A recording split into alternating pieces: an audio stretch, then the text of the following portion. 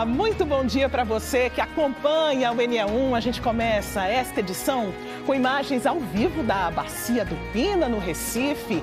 O Globocop sobrevoa essa área, mostrando pra gente aí que está começando a chover. Olha só como está a lente da câmera de José Vieira. Comandante Alisson Rodrigues, eles estão mostrando aí pra gente como é que tá esse fim de manhã, comecinho da tarde. E você vem junto, você confere agora as imagens da ponte Paulo Guerra, que liga a Agamenon Magalhães à zona sul do Recife. O céu aí com algumas nuvens, choveu também mais cedo, tá? Mas agora o tempo tá assim, esse comecinho de chuva, e a gente vai acompanhando tudo aqui na região metropolitana, nesse voo bonito aí de presente, nesse comecinho aí da tarde. E vamos seguir com os assuntos do NE1 de hoje. Você vai conhecer o dia a dia do SAMU, uma rotina marcada por agilidade, conhecimento e compromisso com a vida. O trabalho de quem atua na linha de frente dos resgates de emergência. E no Recife, um dos piores trânsitos do país. Os profissionais ainda precisam lidar com esse desafio. O avanço do mar na Praia de Candeias, em Jaboatão, é outro assunto de hoje. Moradores e comerciantes enfrentam esse problema que está atrapalhando o movimento no comércio e turismo da cidade. Tem ainda os cuidados com o colesterol alto das crianças e adolescentes. E você sabe o que é o crime de difamação? O NE1 explica. Tem muito mais nesta edição. É só ficar ligado para não perder nenhum assunto. Agora são 11 horas e 48 minutos. Moradores de uma rua no bairro de Piedade, em Jaboatão, não suportam mais conviver com lixo, água suja e buracos. Nós recebemos um vídeo pelo nosso canal Globo mostrando a situação por lá. Vamos ver. Vê a nojeira que tá aqui na Rua das Dálias, ó. A situação, ó. Tá vendo? Olha o sofrimento, ó. Vê, e só esgoto, ó. Tá vendo? Só esgoto. Vê aqui, ó. Uma rua que dá acesso à Rua dos Lírios. Vê a situação da rua. O abandono que tem a rua. Isso aqui é uma rua. Entendeu? Isso aí é uma rua. Eles pensam que isso aqui é só no inverno. É não, isso aqui é de inverno a verão. O senhor tava aqui com enxada fazendo um rego para os esgotos descer. Que situação, hein? Quanto lixo, difícil demais chegar e sair de casa nessas condições, né? O vídeo foi feito num dia de sol, agora imagina como a rua fica num dia de chuva. Daniele Fonseca está ao vivo na rua Alameda das Dálias. Há quanto tempo os moradores estão convivendo aí com essa sujeira toda, hein, Daniele? Nós ouvimos agora, né, o nosso telespectador que mandou o vídeo pelo nosso canal Globo, dizendo, olha, que é de inverno a verão, viu? Estamos na primavera. Nada mudou por aí, nenhum serviço, nenhuma obra. Conta mais, Daniele, bom dia.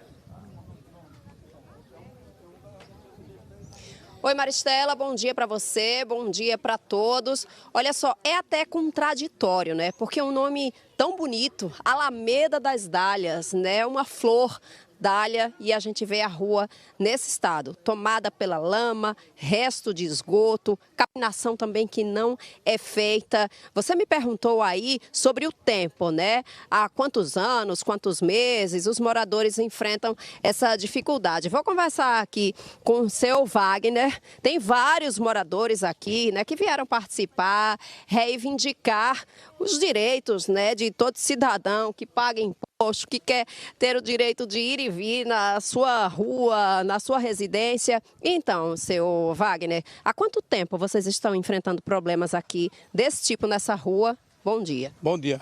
A gente está enfrentando esse descaldo nessa rua há 25 anos, de abandono. Esgoto, lama, a gente já não aguenta mais, porque quando chove ninguém anda aqui, ninguém passa.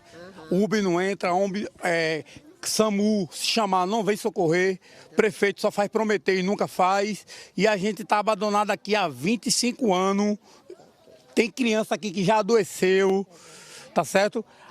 Tem rua aqui, atravessar o que não passa, entendeu? E tá um descaldo, aqui tá abandonado, tá jogado, a gente tá jogado no meio do lixo. A gente agradece o desabafo do senhor, queríamos estar aqui mostrando coisas boas, né? Mas os moradores participam, trazendo aí as queixas, as reclamações. Dona Cleide também é moradora, disse que fez uma solicitação à prefeitura para capinar, né? Olha aí, serviço de capinação na Prefeitura de Jaboatão. Isso foi há 2 anos, mais de 2 anos de lá para cá, dona Cleide. Exatamente. Bom dia para a senhora também. Bom dia. Na verdade, o apelo é diário. A gente está sempre se comunicando. Eu mesmo estou sempre me comunicando com o pessoal da Prefeitura, justamente para eles se sensibilizarem. E é um pedido de socorro nosso.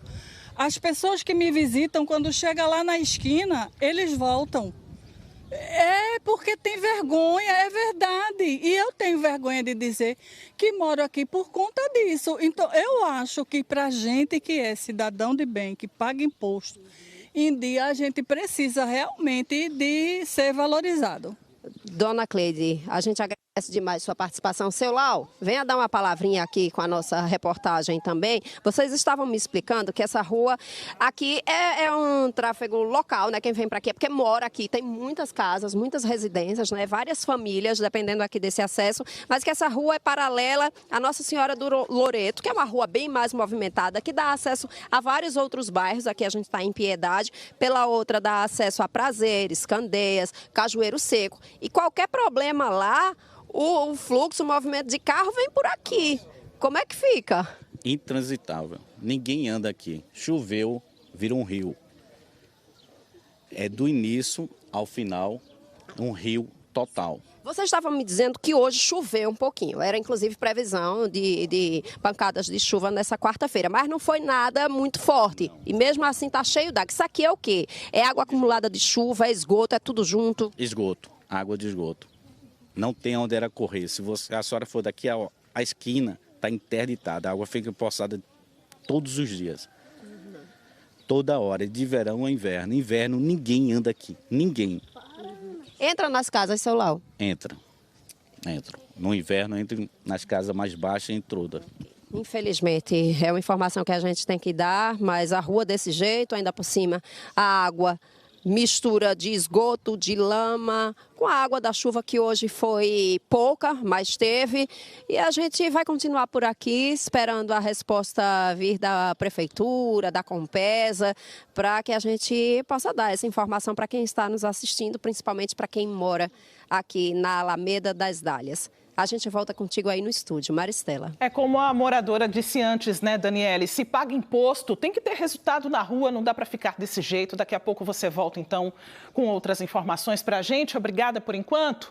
Seguimos pelo trânsito com imagens para você da BR-101, na cidade de Paulista, ali pertinho do Hospital Miguel Arraes. No lado direito você acompanha a movimentação de quem está sentido Abreu e Lima, Igaraçu, lado esquerdo sentido Olinda e Recife. O trânsito vai ficando mais intenso, pertinho do meio-dia, 11 horas e 54 minutos. Você vai circulando junto com a gente aqui no NE1. Bora para a Avenida Agamenon Magalhães, em frente à Praça do Derby. Você já fica de olho aí na movimentação, ao vivo, semáforo fechado. Os carros que estão parando agora, eles vão sentido Zona Sul do Recife, tá?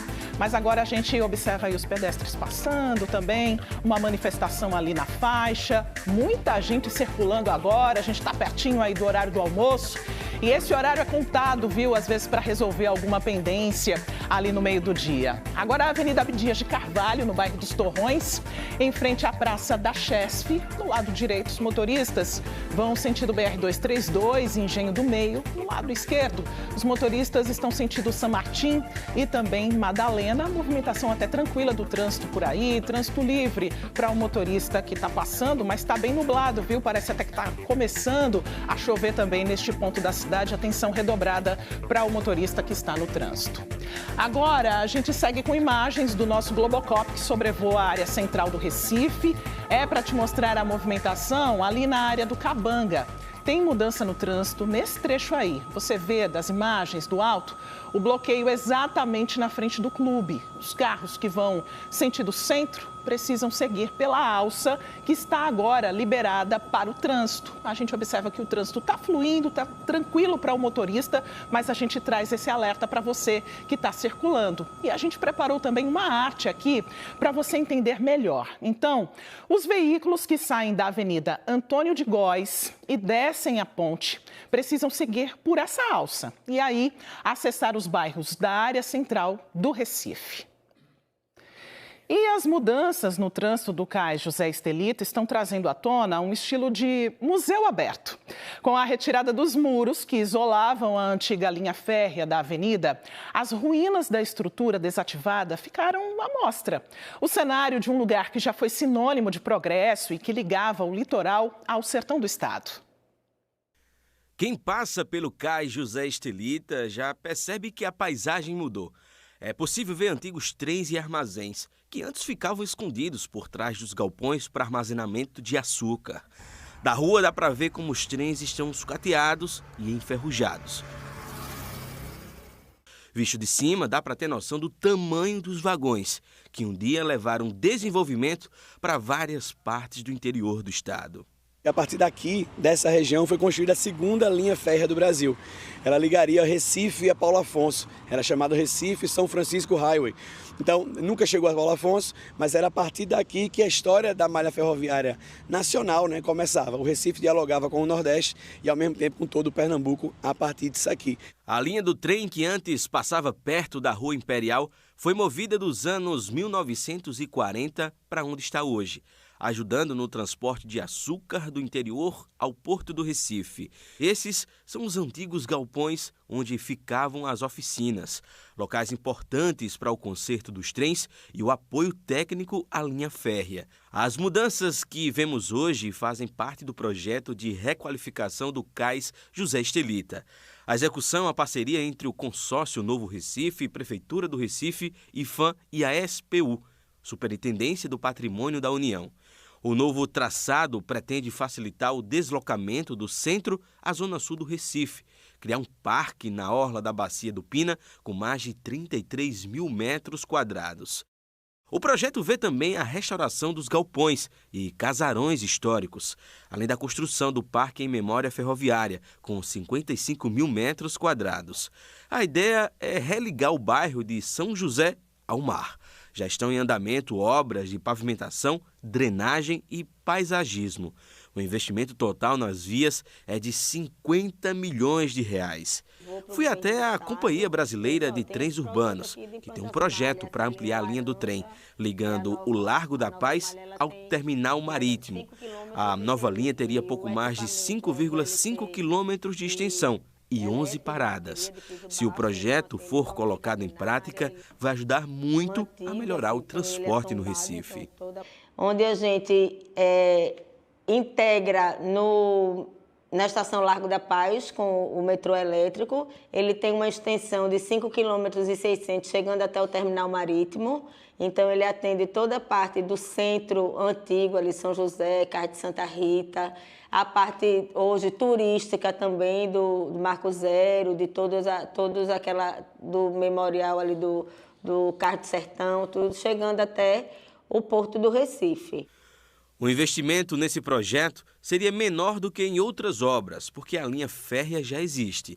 Seria mais um trabalho de recuperação junto com a compra de novos VLTs. Isso já é um grande atrativo para a viabilidade do projeto, porque não há necessidade de desapropriação, não há necessidade de abertura de novas vias. Seriam só a recuperação ali da ponte ferroviária e rodoviária, ali que está hoje sendo recuperada pela Prefeitura, e a gente incluir toda a parte que precisa ser preservada em relação às oficinas, a parte de manobra.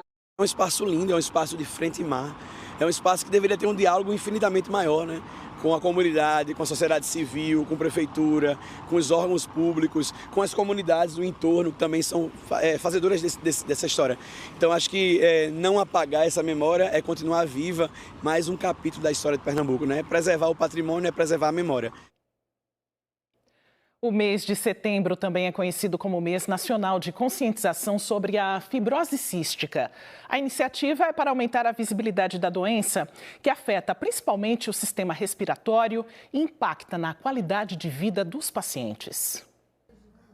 A Nadje tem 50 anos. Aos 37, ela descobriu que convive com uma doença que muita gente ainda conhece pouco, a fibrose cística. Eu sempre tive uma infância muito difícil. Muitos sintomas, muito problema.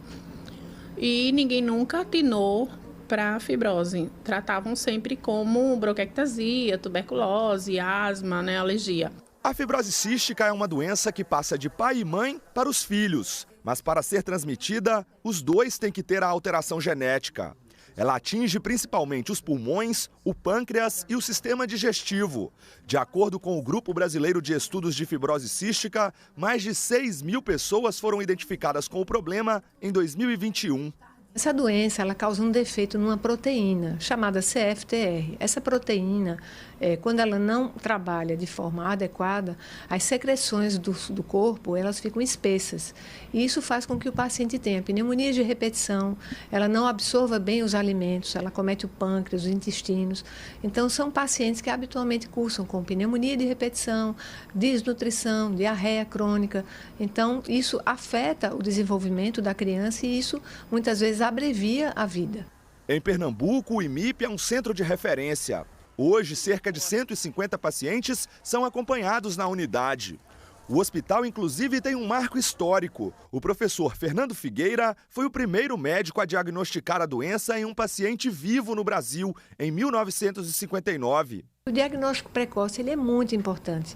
Então, a gente sempre pede aos pais, às mães, os avós, às famílias, que quando tiverem uma gestante em família, que a estimulem a fazer o teste do pezinho, entre o 3º e o 5º dia de vida. No ano passado, o SUS passou a oferecer uma nova medicação. O tratamento já chegou aos pacientes do IMIP, que preencheram os critérios. Segundo os especialistas, a qualidade de vida de quem tem fibrose cística melhorou muito com o remédio. Essa medicação é a terapia tripla. Ela age na enzima que é defeituosa nos pacientes com fibrose cística, que é o CFTR. E aí ela corrige esse defeito. Quando ela corrige, a secreção, que é espessa, mais grossa nos pacientes, ela fica fluida. Então, ele não junta tanta secreção no pulmão, no intestino, consegue absorver melhor os alimentos.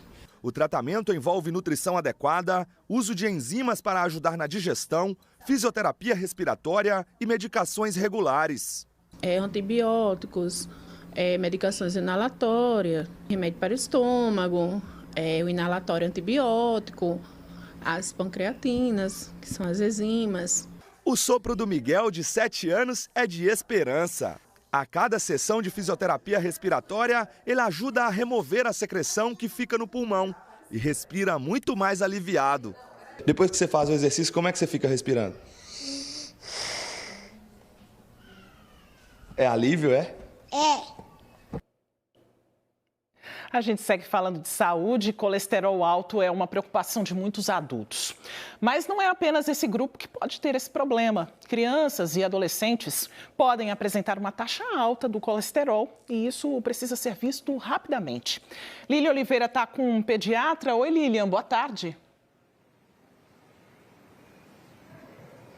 Boa tarde, Maristela, para você e para todo mundo que está assistindo. Nós convidamos Eduardo Jorge, que é médico pediatra, para falar sobre esse assunto. Doutor, boa tarde, obrigada por ter vindo conversar com a gente. Queria já começar falando, o colesterol, ele também pode ser identificado nas crianças, né? Como é que ele se apresenta? É também uma doença misteriosa ou a criança apresenta sintomas? Bom dia. Muito boa tarde. Então, o colesterol, infelizmente, nos últimos anos, também passou a ser uma preocupação na pediatria. É uma doença igual ao adulto, silenciosa, com consequências a médio e a longo prazo. Como é que ela é identificada na criança? Tem algum sintoma ou ela aparece ali de forma silenciosa? Como é que os médicos conseguem identificar? Alguns pacientes têm o que a gente chama fatores de risco. Então, as crianças que possuem obesidade, as crianças que têm antecedente familiar, isso é muito importante. O pai ou uma mãe que tem um colesterol alto ou que teve um infarto antes dos 50 anos de idade. São fatores que nos chamam a atenção para a solicitação de um exame de sangue. Ele é diagnosticado com o exame, o lipidograma. Esse exame, ele faz parte daqueles exames de rotina ou ele só é solicitado quando realmente o médico percebe essa alteração na criança? As crianças de 2 a 8 anos é solicitado quando tem alguns desses fatores que eu comentei, fatores de risco. Doença do coração, doença do rim ou obesidade ou antecedente familiar. Entretanto, todas as crianças de 9 a 11 anos precisam fazer uma dosagem anual do colesterol para a gente ver se está tudo ok. Quais são os riscos do colesterol alto na saúde da criança? Nós temos o colesterol bom e o colesterol mau. O colesterol mau, o LDL, ele se deposita nas artérias da criança, formando trombo, favorecendo a arteriosclerose, que já começa na pediatria. E aí é uma criança que vai ter o maior risco de, quando for adulto, ele ter pressão alta, diabetes, síndrome metabólica. Doutor, a alimentação saudável é importante, né, para evitar isso, mas tem alimentos também que podem ser prejudiciais à saúde, nesse caso do colesterol. Quais são esses alimentos? Infelizmente, as crianças hoje estão comendo muito mal. A gente diz que tudo que se desembrulha é um risco, tudo que é comprado. Então, biscoitos recheados, macarrão instantâneo, refrigerante, muito doce e alimentos ricos em gordura trans, em gorduras saturadas. A gente precisa aumentar o consumo de frutas, de verduras, de fibra para evitar esse colesterol alto. Tem mudanças simples que podem ser feitas no dia a dia ali que os pais podem orientar os filhos? A atividade física é um outro processo essencial para a prevenção do colesterol alto. Quando a gente fala em pediatria, na atividade física, a gente não está falando em obrigatoriamente uma aula de futebol, de judô, de natação. É brincar, é correr, é andar de bicicleta, é brincar no parque. Então, essas atividades que fazem com que a criança saia do sofá, saia da tela, saia do computador e vá para a rua brincar. Doutor, muito obrigada, pelas informações. Eduardo Jorge é médico pediatra, falando aí sobre o colesterol alto nas crianças. Maristela, a gente volta já com outros assuntos. É vida saudável desde cedo, né, Lília? É hora do almoço, agora 12:08. Muita gente gosta de aproveitar para colocar aquela conversa em dia com um colega de trabalho, né?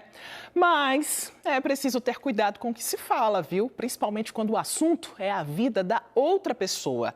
Difamar alguém é considerado um crime contra a honra e quando acontece nas redes sociais, as consequências podem ser ainda mais sérias. Joabe Alves conversa agora com uma advogada que traz outras informações sobre esse assunto. Oi, Joabe, boa tarde. Oi, Maristela, muito boa tarde para você, boa tarde a todos que estão nos acompanhando. Quem está aqui comigo é a Helena Castro, seja muito bem-vinda aqui ao NE1. Além de advogada, ela é presidente, da Comissão de Direito Penal da OAB Pernambuco. Primeira pergunta, a gente queria entender o que é que pode acontecer com uma pessoa que acaba difamando outra pessoa, seja no ambiente de trabalho, na rua. Seja bem-vinda mais uma vez. Boa tarde, Joab, boa tarde a todos. A difamação é um crime do Código Penal que protege a honra das pessoas, certo? É um dos crimes. Então, quando eventualmente no ambiente de trabalho, numa fofoca, na rede social, você associa aquela pessoa a um crime que pode afetar a honra dela, um fato que pode afetar a honra dela, como, por exemplo, ir trabalhar bêbado, alguma coisa nesse sentido, você pode ser responsabilizado penalmente por isso, por o crime de difamação, que vai dar pena até 1 ano, mais ou menos, de detenção e multa. Mas é importante ressaltar, Joab, que esse não é o único crime contra a honra. A gente tem também a calúnia, que é quando você faz essa associação à pessoa de um fato que é um crime. Como, por exemplo, quando você diz num grupo de condomínio que alguém desviou o dinheiro do condomínio, esse fato é um crime. E aí também você pode ser penalizada por ter dito isso, mas aí a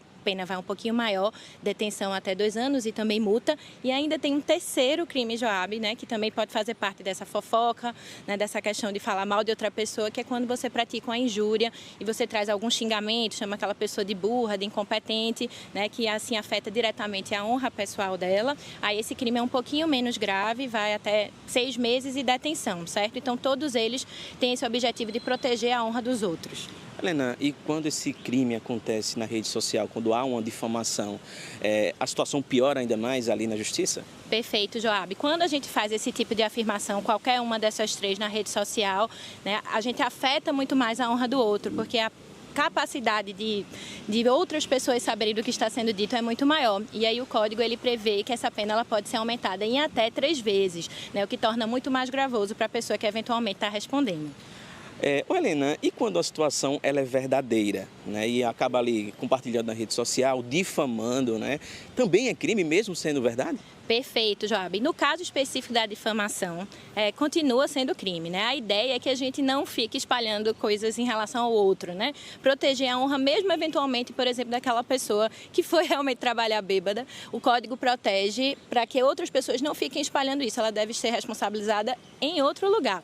Mas no caso específico da calúnia, que é quando você diz que a pessoa praticou um crime, há no Código a previsão de uma exceção da verdade. Se de fato ela praticou aquele crime e você, de certa forma, trouxe, né, para o conhecimento dos outros aquele crime, você pode se defender nesse sentido e aí não haverá crime. Então, é a única situação que a verdade pode afastar, né, esse crime é quando você está falando de um outro fato criminoso, como roubar, furtar. Aí, nesse caso, a gente pode. Mas nos outros, não. Mesmo que você acredite que aquela pessoa burra ou que ela foi trabalhar bêbada, você não deve estar espalhando isso nem em rodas de trabalho, nem nas redes sociais, Joab. Aproveitando esse gancho aí das redes sociais, no momento que a pessoa se sente ali ofendida, qual o caminho se deve fazer para procurar a justiça? Perfeito, Joab. Esses 3 crimes a gente diz que são de ação penal privada. Então, neste caso, quem vai mover essa ação não é o Ministério Público, são os advogados. Então, se você se sentiu ofendido, né, em relação a algum crime desse, você deve procurar ou um advogado para lhe ajudar e começar uma queixa que a gente chama de queixa-crime, ou então, se você não tem condições, a própria Defensoria Pública, né, pode auxiliar nesse sentido. É importante reforçar que a difamação, a injúria, eles são diferentes, né? Exatamente, perfeito. São 3 coisas diferentes, né? 2 é quando você imputa um comportamento àquela pessoa, né? Então, quando você diz que ela fez alguma coisa, é a calúnia e a difamação. A calúnia é quando ela fez um crime e a difamação quando ela fez um comportamento ofensivo. Já a injúria é o xingamento mesmo, né? Dito de uma forma popular, quando você chama aquela pessoa de burro, alguma coisa assim, é a menos grave das 3 figuras, né? Então, a gente tem que ter muita atenção, porque o Código, ele protege a honra de todos nós. Helena, obrigado aqui pela participação. Conversamos com a advogada Helena Castro, falando aí sobre difamação e tirando essas dúvidas. Maristela, com você. Obrigada, Joab, pelas informações. A seguir, uma reportagem sobre o dia a dia dos profissionais do SAMU, que além de lidar com todos os desafios da profissão que salva vidas, ainda precisa encarar as dificuldades do trânsito. Você vai ver também o avanço do mar na Praia de Candeias, em Jaboatão dos Guararapes. Moradores e comerciantes estão assustados e reclamam dos prejuízos para o lazer e o turismo. E a gente vai para o intervalo com imagens do nosso Globocop, que sobrevoa ao vivo a Lagoa do Náutico, em Jaboatão dos Guararapes. Agora, 12h14, o NE1 volta já.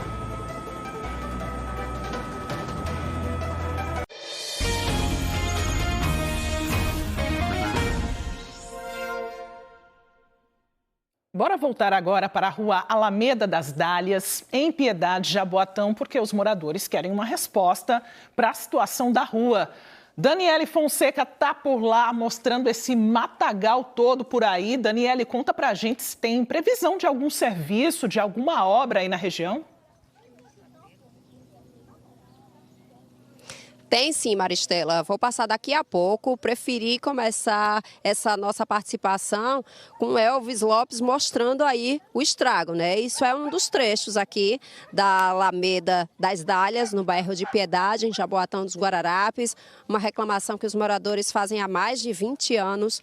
Problema de esgoto, de alagamento, de falta de calçamento, de capinação também. Vou conversar aqui com Dona Edileuza. Dê uma chegadinha aqui, Dona Edileuza. A senhora estava me contando que até bicho já apareceu por aqui, a senhora já se deparou, né? Boa tarde. Boa tarde. A gente se deparou aqui com mussu na frente da minha casa, com vários caranguejos, caramujo aqui no muro da casa do vizinho e vários ratos, né? Rato tem demais, como já teve o caso aqui com o filho da vizinha, vários casos de leptospirose e também, assim, vários casos, assim, tem uma vizinha que tem um filho cadeirante, às vezes precisa de levar para médico e não pode levar, sair de casa por conta da rua toda alagada aqui.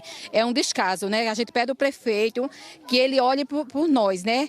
Porque ele só lembra de nós aqui quando é tempo de política, tempo de eleição, né? Eu quero que ele veja o que é que ele pode fazer por nós aqui na comunidade, porque aqui a gente aqui somos esquecidas, a gente aqui somos tratados como um bicho, como uns animais, porque é o que a gente anda dentro das lamas. Tá feito seu pedido, Dona Edileuza. Muito obrigada. Dê uma palavrinha aqui também com a gente. Como é seu nome? boa tarde. Boa tarde, meu nome é Lucinda. Realmente, problemas que enfrenta? Realmente é reforço, né? Aí o pedido da nossa amiga Edileuza, porque a gente vive numa comunidade esquecida, que dentro do lixo, temos nossas crianças, não podemos brincar na rua. Entre ano e sai ano, os políticos é as mesmas propostas e não resolve nada. E a gente vive no sofrimento. O mais que me prejudica, como todas as pessoas da rua, são as doenças que estão... Entendeu? Isso aí, né? Obrigada, viu, pela sua participação. Além do visual, né, gente? É vergonhoso morar num ambiente desse. É a questão das doenças, do acesso, que também é muito ruim. Olha só, pessoal, sobre as respostas que a gente recebeu aqui. A Compesa disse que em relação à coleta de rede de esgoto, ela não é responsável por essa área aqui, que o local está previsto lá no programa de Cidade Saneada, que é uma parceria público-privada para fazer aí a cobertura do esgotamento sanitário na região metropolitana. E que o planejamento das obras desse programa está sendo reavaliado, ainda não tem data. E a Prefeitura, o que é que disse a Prefeitura de Jaboatão dos Guararapes? Que vai colocar a limpeza da rua Alameda das Dálias dentro de um cronograma da equipe deles. E que isso vai acontecer nos próximos dias. Em relação à pavimentação, né, o calçamento da rua, a Prefeitura informou que o projeto para isso foi aprovado, tá? E a obra deve entrar em fase de licitação, que é todo aquele processo que leva para a escolha da empresa que vai fazer o serviço, que vai executar a obra aqui na Alameda das Dálias. E só esse processo de licitação, gente, demora aí em torno de 3 meses, tá? Então, vamos dar um tempo assim mais razoável, né, para a gente voltar e ver se encontra alguma coisa. Estou aqui com Rosângela, que criou as filhas aqui. Em quais condições, hein, Rosângela? As piores. Boa tarde. Infelizmente, eu criei 2 e estou criando mais 2 aqui dentro dessa água podre. Infelizmente, viu o seu relato aí. Vamos marcar então, Rosângela, dia 23 de fevereiro de 2026 já, tá, gente? Ela circulando aí, que é o nosso compromisso, dona Rosângela e todos os moradores aqui, pessoal, da gente voltar e ver se o trabalho foi feito. As palmas para vocês. Vocês sim merecem, né? Porque tá morando num lugar desse. Muito obrigada pela participação. Maristela. 23 de fevereiro, dona Rosângela marcou no calendário. Dona Rosângela, guarda esse calendário. Nossa equipe vai voltar no ano que vem para ver como é que está a situação. Como o Daniele Fonseca disse, né, tem licitação ainda para acontecer, só o projeto que foi aprovado. Temos um longo caminho aí pela frente, mas pelo menos a rua, finalmente, né, vai entrar nesse cronograma de limpeza. Então é o que a gente espera, né? Muito mato aí na região. A gente volta, então, no ano que vem para ver como está a situação dessa comunidade. A gente vê agora imagens do nosso Globocop, da Orla de Candeias, em Jaboatão dos Guararapes. O mar voltou a avançar na região, tá? Tá tirando o sossego dos moradores, dos comerciantes, mas a gente aproveita um pouquinho do passeio, do voo, para ver como é que tá a praia nesse comecinho de tarde. E falando sobre a reclamação, depois de 12 anos da engorda de parte da Orla de Jaboatão, quem frequenta a praia está preocupado com a situação que só piora. O trecho mais prejudicado é o da Praia de Candeias, aqui perto da área onde os kitesurfistas velejam quando a maré está baixa. Os moradores de Jaboatão enviaram fotos e vídeos para a TV Globo. São pedidos de socorro para o município tomar providências por causa do avanço do mar. Olha para ali, ó, como está invadindo já as casas, os restaurantes, os comerciantes sem ter nenhuma condição de colocar suas cadeiras na praia quando a maré está alta. De manhã, por volta das 6 horas, a maré estava cheia e deu para ver as ondas do mar batendo nas pedras que ficam a menos de 50 metros dos edifícios da beira-mar de Candeias. Franklin Pedrosa mora aqui e está assustado. Tem bares que já fecharam, pessoas que transitavam aqui, famílias que vinham para o mar, para a praia, não vêm mais, então o turismo caiu muito. Quando a maré baixou, nós conversamos com outros moradores de Candeias e Piedade. Dona Lindalva e seu Josildo moram aqui há 40 anos. A gente está sempre caminhando aqui e cada dia a gente está vendo que está acabando. Aqui mesmo não tem mais areia, né? Você vê que só tem pedra, né? Aqui atrás mesmo tinha uma carreirinha de coco, era 11 pés de coco. de uma vez só, no meio de que choveu, ventou muito, levou 7, ficou 4, tá ali, ó, fez 4. E está avançando? Cada dia mais, cada dia mais. Algumas escadarias do calçadão que dão acesso para a areia da praia foram arrastadas. Esta daqui está improvisada, foi feita com canos de PVC e cimento. Na área tem muitos entulhos, pedras, tijolos, raízes de coqueiros e árvores. A erosão provocada pelo mar aumenta todo dia. Em 2013, o governo federal e o município de Jaboatão fizeram uma obra para engordar a orla de Piedade até Barra de Jangada, um trecho de quase 4 quilômetros de extensão. A faixa de areia cresceu 35 metros. A obra trouxe segurança para os moradores, que passaram também a aproveitar mais o litoral de Jaboatão. Agora, 12 anos depois, os moradores precisam, de novo, da intervenção do município para impedir que o mar avance e chegue nas casas e edifícios de Candeias. Todos nós ficamos muito tristes com o avanço. Quem não fica tão lindo que as Candeias, Candeias é uma praia linda. Acho que todo morador, quando passa por aqui, vê uma situação dessa, quem não reclama? A prefeitura tem que agir logo. Laerte Maia mora na beira-mar. Ele falou que os apartamentos estão ficando desvalorizados porque os moradores estão com medo do avanço do mar. Laerte disse que não adianta obras apenas neste trecho, mas também que é preciso fazer um trabalho na praia de Barra de Jangada, perto das Marinas, no caminho da Praia do Paiva. O maior problema aqui está na barra de Barra de Jangada, aqui, na boca da barra, que é o encontro do rio com o mar. E se não houver um trabalho lá de dragagem, a Ilha do Paiva vai desaparecer também. Não só essa orla, como a Ilha do Paiva, né? Lá também o mar está puxando essa areia. Puxando essa areia todinha e aterrou na saída e na entrada da boca da barra.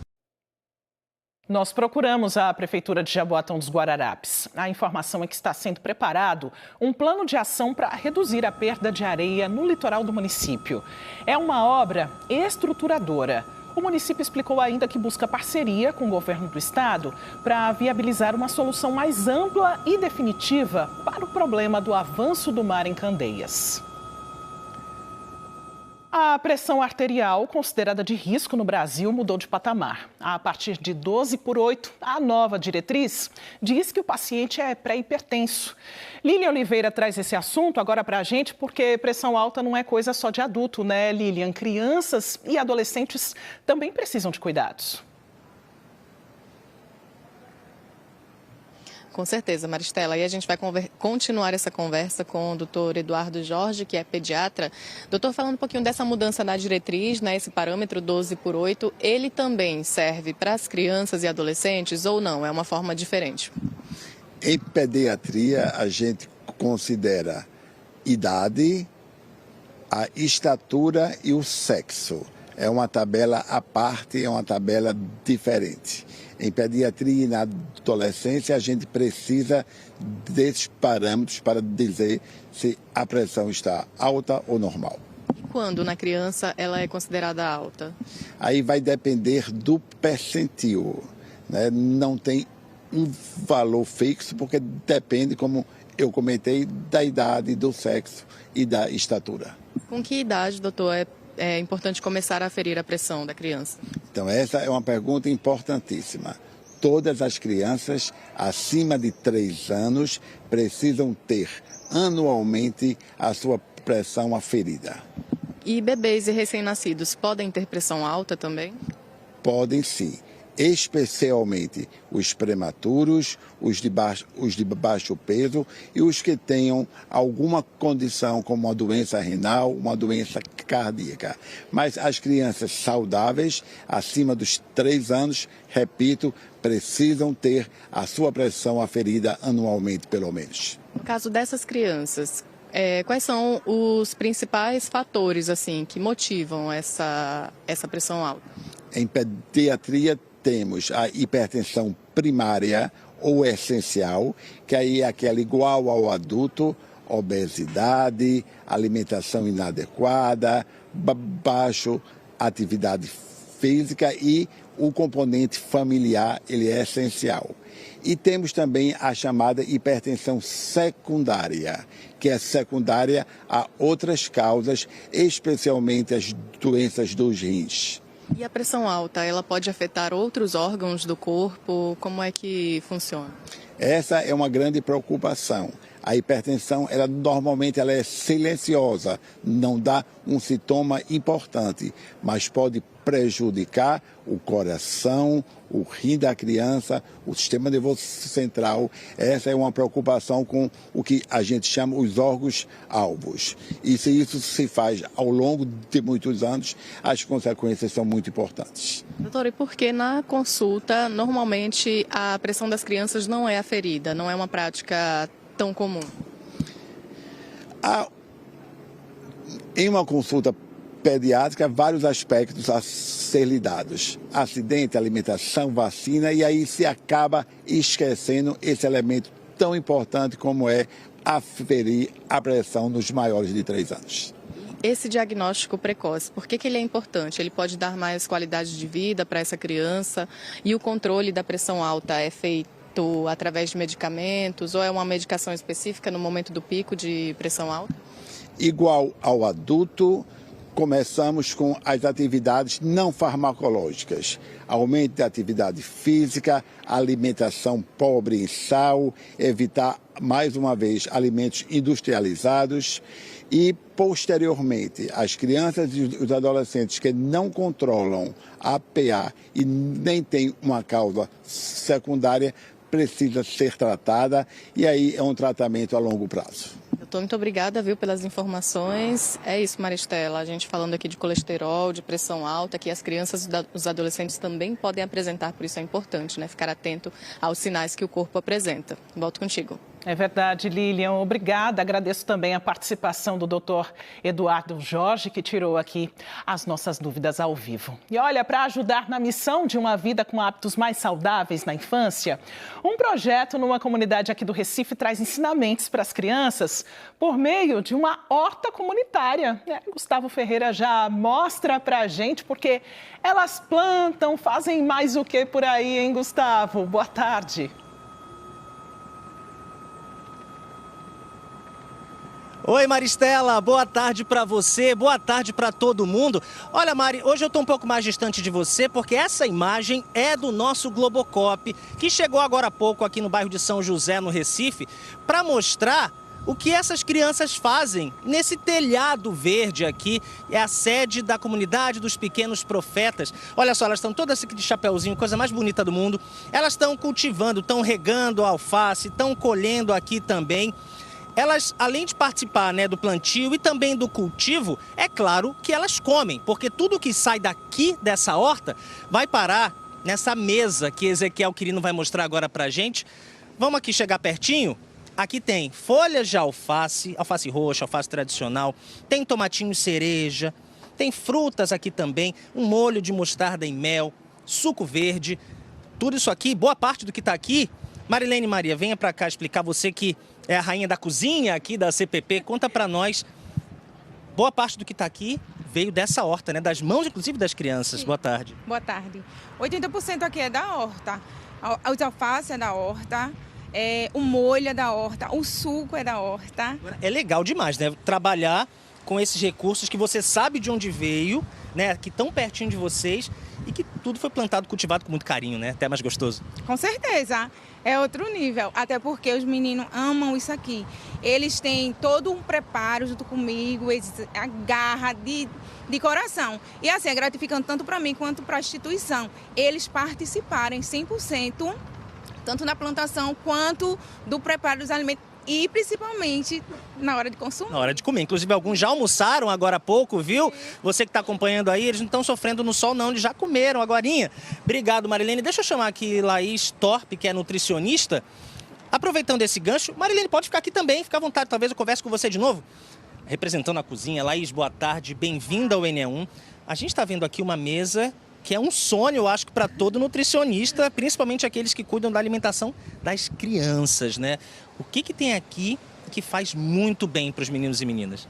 Nossa, que presente, né, para essas crianças terem essa oportunidade de comer o que plantam. E aí a gente tem uma salada, né, de alface, onde a gente tem fibras, a manga que vai ajudar na saúde dos olhos, na saúde da pele, o tomate que vai ajudar na imunidade. Então, assim, nesse ambiente, nesse mundo onde a maioria das crianças está exposta a alimentos industrializados, eles estarem aqui com esse presente, né, da alimentação saudável no seu dia a dia é muito legal. E nesse começo, nessa fase de iniciação, é muito importante, né, que eles comam o que muita gente fala, né, que é comida de verdade, né, fora dos ultraprocessados. O quanto que a alimentação boa nessa fase da vida vai interferir no futuro deles? Isso, um dos maiores desafios para nós nutricionistas são pessoas que não aceitam, né, alimentos saudáveis, alimentos naturais. Então as crianças que são expostas a isso desde cedo, né, desde a primeira infância, a chance delas terem uma alimentação saudável no futuro, né, ao longo da vida é muito maior e consequentemente de prevenir doenças que normalmente são muito comuns, como a hipertensão, como diabetes, né, que são doenças que são consequências de fatores de risco, né, que as crianças são expostas como alimentação inadequada. E o legal é ter esse espaço, né, Laís? Eu vou pedir licença, volto aqui daqui a pouquinho, porque nós estamos na comunidade dos Pequenos Profetas, como eu disse mais cedo, bairro de São José, aqui no Recife. Vamos voltar aqui para mostrar um pouco das crianças trabalhando. Elas, claro, trabalham sob supervisão, né, regando, plantando, colhendo. Eu vou chamar a Tatiana Basílio, que é professora aqui da CPP, para explicar um pouquinho para a gente como é que funciona esse projeto, Tatiana, que além de ensinar esses meninos e meninas a ter esse carinho pela terra, também ajuda a alimentar muita gente que precisa, né? Boa tarde, bem-vinda. Obrigado por receber a gente. Boa tarde. Então, aqui o telhado ecoprodutivo da comunidade dos Pequenos Profetas, ele já foi criado há 10 anos.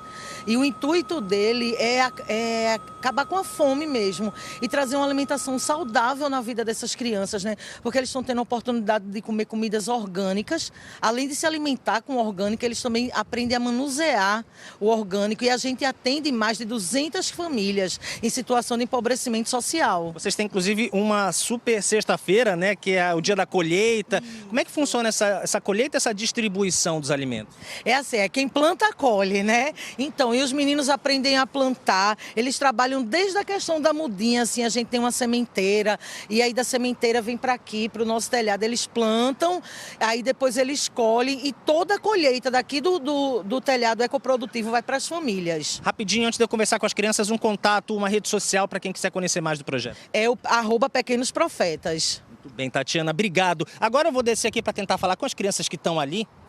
Será que eu vou atrapalhar o trabalho de vocês? Olha só quem já chegou. Boa tarde, qual é seu nome? Alice. Ô Alice, você que está toda pintosa aí, me conta. Você está ajudando aqui a colher alface roxa. É gostoso? Você gosta de comer? Fala a verdade. Gosto. Menos de cebola, porque cebola é muito ruim. Ih, não gosta de cebola? Ah, tudo bem, não gosta de cebola, mas come uma folhazinha, tá tudo certo. Essa alface aqui, ela vai bem com o quê? Hoje vai bem com tudo, moça, é dentro. Olha, a comida é dentro. Muito bem, botou um salzinho, virou uma saladinha. E vocês que fazem a salada? É, nós faz ficar muito gostosa. Olha, muito bem, meninas, meninos também. Parabéns pelo trabalho. Eu vou deixar vocês aqui, porque o sol tá forte, viu, Maristela? Mas é isso, é importante aliar esse cuidado, né, com a saúde, principalmente das crianças, né? Como Laís Torpe falou agora há pouco. O cuidado agora pode evitar muitos problemas no futuro. A gente sabe que muitas das doenças nos adultos de hoje em dia poderiam ser evitadas com alimentação correta, aliada, claro, a atividades físicas, a qualidade de vida como um todo. Então eu deixo você e deixo todos vocês com esse belo exemplo, né, de como as crianças desde cedo podem aprender a se cuidar e também a cuidar do meio ambiente, porque sem terra, sem planta, sem clima adequado, nada disso funcionaria. Maristela, volto com você. É isso, Gustavo, certamente, né? Esses meninos e meninas serão adultos mais saudáveis e mais conscientes também. Bonito de ver como eles participam aí de todo o processo. Bora seguir? 12h38, bora agora para Altinho, no Agreste. Tiago Medeiros chegou por lá com a caravana do GE. Boa tarde, Tiago. Oi, Mari! Todo mês tem a nossa caravana do Globo Esporte, que é aquele projeto que o Globo Esporte sai do estúdio para fazer de uma cidade do interior o estúdio do Globo Esporte. E chegou a vez de Altinho! Agreste pernambucano, 160 quilômetros do Recife, pertinho de Caruaru, dá o quê? 30 quilômetros de Caruaru. E aqui faremos o nosso Globo Esporte. Tá com um sol maravilhoso. maravilhoso e agora tá vindo um ventinho, uma brisa. Tem muito assunto pra gente tratar no Globo Esporte de hoje. Um fim de semana, assim, de jogos importantes. Santa Cruz começando a decidir a Série D do Campeonato Brasileiro. O Sport querendo emendar uma sequência e o Náutico querendo sair dessa sequência de resultados negativos. Falar também de Libertadores. Enfim, e quem vai estar com a gente aqui no Globo Esporte é Dani Moraes. Joinha, Marcela, esse é o gaúcho mais pernambucano do planeta. Dani, rapidinho aqui, um fim de semana grandão pra gente, esperar desse Santa Cruz com Barra.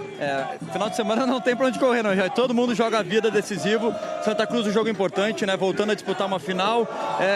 É importante fazer a diferença em casa, jogo grande, a torcida comprando, né? Enchendo mais uma vez a arena. Eu acho que tem que utilizar dessa atmosfera para conseguir uma boa vantagem. E o Sport querendo emendar uma sequência, precisa dessa sequência para tentar escapar. E o próximo adversário, né? O Fortaleza tá próximo. É importante esse jogo e também tem a questão de acreditar, né? De voltar a vencer, de jogar bem, de ter um time intenso. Eu acho que tem tudo aí para fazer um bom jogo. E pro Náutico, rapidinho, Dani, tem muito campeonato ainda para disputar, né? Tem nada mas perdido. Essa reviravolta ela tem que ser no próximo jogo, senão não dá mais.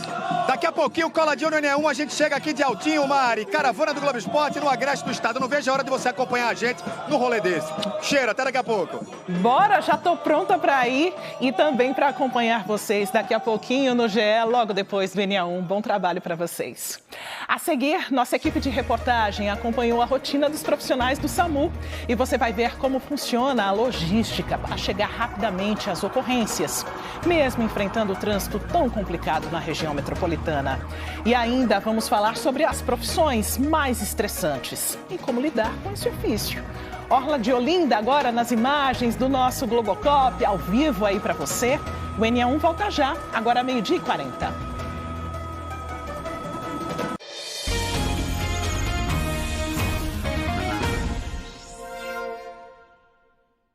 Meio-dia e 43, NA1 de volta. Seguimos pelo trânsito, a Rua Real da Torre aqui na nossa tela, no bairro da Madalena, pertinho ali do túnel da Abolição. Os motoristas vão no sentido do bairro de Afogados. Os motoristas que pegam a alça ali à direita vão sentido a Avenida Caxangá.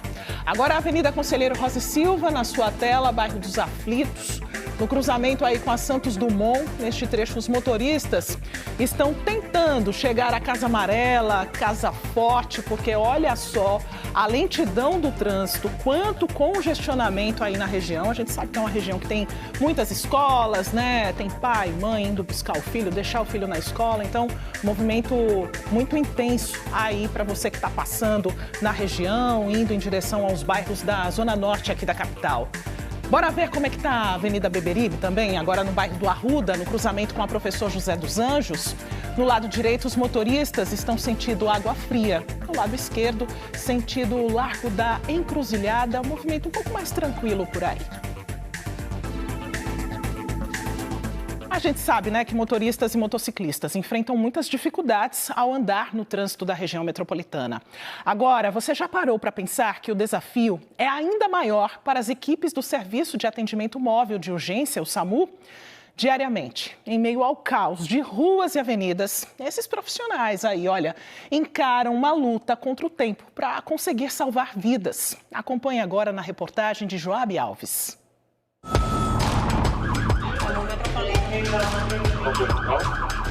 Essa é uma das 13 bases do atendimento de urgência do SAMU no Recife. Ambulâncias prontas para agir.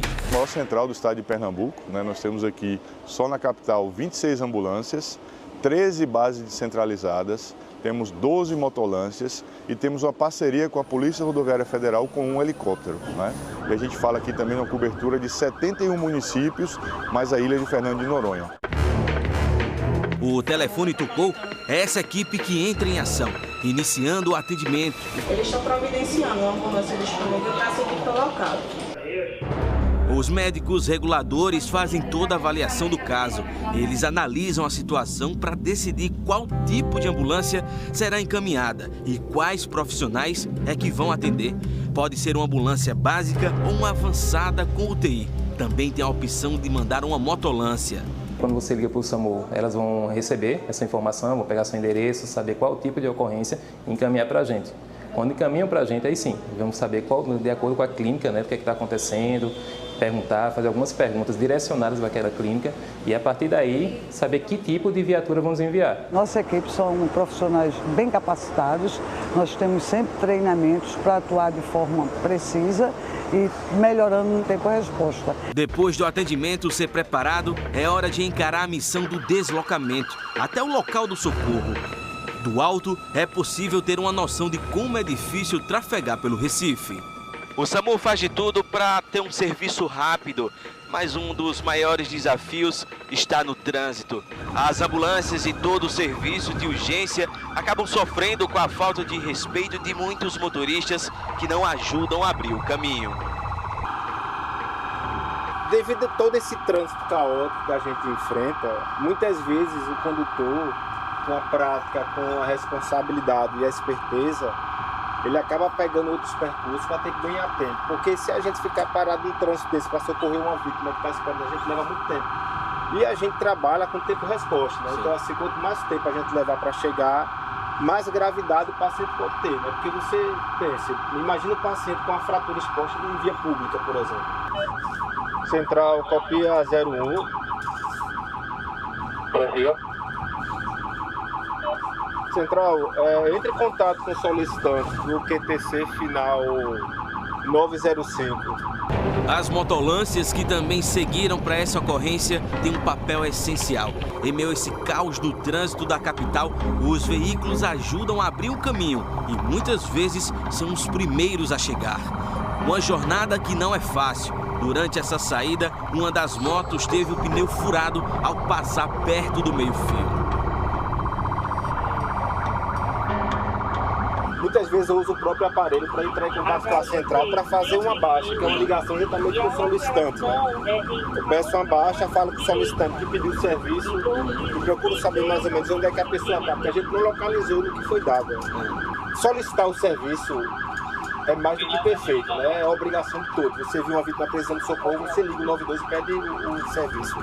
Só que é importante que quem solicitou, ele fique no lugar. Porque é isso que acontece, é porque se a vítima teve uma queda e por alguma razão não quis esperar o serviço e evadiu-se do local, a gente acaba segurando uma viatura, podendo ir para outra ocorrência de outra pessoa que está precisando. Tem alguma ocorrência em tela para a gente dar continuidade aqui? Tem um QTC em Jardim São Paulo. Dispara para 01. Pois não. Houve esse chamado aqui para o bairro Jardim São Paulo.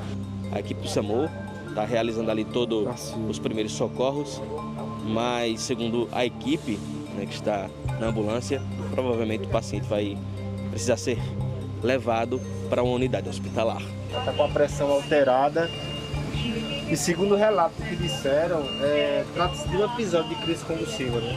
Para vocês entenderem um pouquinho aí dessa logística, a gente estava em Jardim São Paulo, no Recife, e aí a unidade de saúde mais próxima era aqui em São Lourenço da Mata, e aí agora eles estão na sala vermelha, em conversa com o médico, passando todo o prontuário aí do paciente.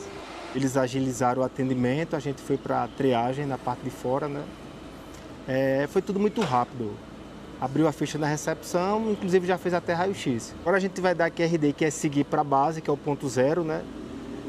Repôs os materiais que foram utilizados, organizar a viatura e dar QAP para sair na próxima ocorrência. Atendimento finalizado. Mais um de tantos, sempre tão diferentes. É uma sensação muito boa quando você consegue salvar uma vida. Qual o maior desafio? É o trânsito, né? O que representa para você trabalhar no SAMU Recife?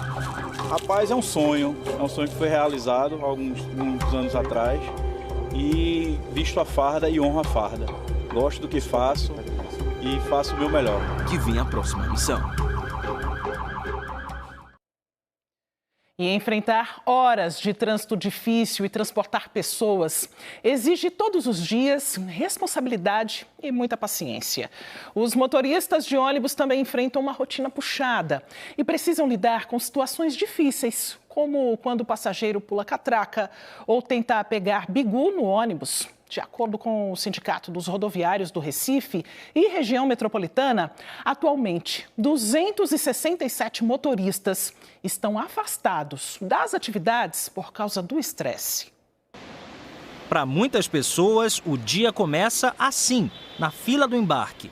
O ônibus cruza bairros e até cidades, de casa para o trabalho, para a escola ou outro compromisso. É gente chegando sem parar. E já nas primeiras horas, Eurídice tinha a primeira reclamação. Carreguei R$100 no meu cartão Vem. Quando eu passei ali, 57. Onde foi parar esse salpão? No meu bolso que não foi. Para esfriar a cabeça no trabalho, cada um tem um jeito. Eu boto pra louvar, eu gosto de cantar e vou tirando meus estresses. Se a senhora fosse motorista de ônibus, a senhora aguentaria a pressão? Não, porque o fluxo é maior, são mais pessoas, que o dia a dia, então são mais pessoas entrando, então são pessoas, tem pessoas educadas e tem pessoas que não, então eu não aguentaria. Pois é, a missão de carregar todos os passageiros do ônibus, muitos deles estressados, está nas mãos de uma pessoa só, que tem um nome até bem adequado, Gentil. Ele é motorista há 17 anos. Todo dia, entre idas e vindas, conduz 450 passageiros. Lidar com essa responsabilidade enorme nunca foi fácil. Motivos não faltam para tirar ele do sério. O trânsito ele estressa bastante. Existem corredores de ônibus hoje que não são respeitados, tá? Pelo veículo de alto passeio. Então atrapalha muito o nosso trabalho. Tem alguns passageiros que também acabam estressando, alguns comportamentos. Você estava falando mais cedo de atitudes que também tiram do sério, estressam. Que atitudes são essas? Sim, tem, por exemplo, uma bem fácil de falar para você, que é a questão do pulo de catraca, né? Que é um desrespeito com o profissional que ali está, transportando a própria vida daquele cara que está pulando catraca. Eu me vi numa situação de chegar em casa muito irritado com os familiares e tal, que estava saindo do meu controle essa situação. Para tentar minimizar os efeitos da pressão diária no volante, a empresa onde Gentil trabalha oferece apoio psicológico para os funcionários, uma parceria com o SESC Senat. Mais de 30 colaboradores são atendidos com terapia, além de outras ações internas, como palestras, oficinas e serviços de saúde. A gente entende e acredita que esse cuidado com o profissional motorista, ele reflete no dia a dia dele e, consequentemente, reflete na rotina dos nossos clientes. Então, seja através da redução de reclamações dos clientes, da redução dos atestados. Então, são ações que capacitam o nosso profissional a acolher melhor esse cliente no dia a dia, a entender que o trânsito é uma questão que está inerente ao trabalho dele. E tudo isso repercute positivamente na vida do nosso motorista. Faz 3 meses que Gentil começou a terapia. Tempo suficiente para perceber que a vida, apesar de tudo, pode ser um pouco mais leve. Dá para viver sem estresse? Hoje eu posso dizer a você que tudo gera estresse, mas você tem que saber lidar com ele, né? Mas tudo hoje em dia gera estresse.